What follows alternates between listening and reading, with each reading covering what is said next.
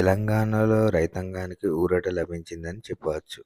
గతంలో ఎన్నడూ ఏ పార్టీ, ఏ ప్రభుత్వం లేని విధంగా కాంగ్రెస్ పార్టీ ప్రభుత్వం రైతులకు అండగా నిలిచింది.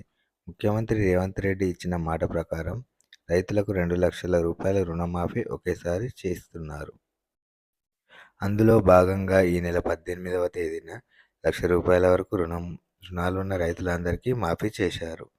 రాష్ట్ర వ్యాప్తంగా 11.50 లక్షల మంది రైతులకు 6,098 కోట్ల రూపాయలు బ్యాంకుల ద్వారా రైతుల ఖాతాలో జమ అయ్యాయి. ఆ తర్వాత ముఖ్యమంత్రి రేవంత్ రెడ్డి వీడియో కాన్ఫరెన్స్ ద్వారా రాష్ట్ర వ్యాప్తంగా రైతులతో మాట్లాడారు.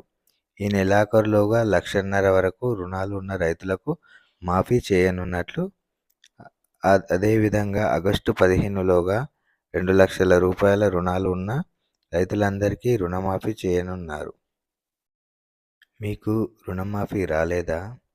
మీకు వ్యవసాయ భూమి ఉండి బ్యాంకులలో రుణం తీసుకున్నారా? ఒకవేళ తీసుకుంటే ఆ అప్పు పంట రుణంగా తీసుకున్నారా? మీరు పంట రుణం రూ. 1,00,000 లోపు మాత్రమే తీసుకున్నా కూడా మీకు ప్రభుత్వం అందించిన రుణమాఫీ పథకం వర్తించలేదా? మీరు ప్రభుత్వం ప్రకటించిన నిబంధనలకు లోబడి ఉన్నారా? ఒకవేళ ఉన్నట్లయితే మీ బ్యాంకు ఖాతాలో డబ్బులు రాలేదా? అయితే ఇలా చేయండి.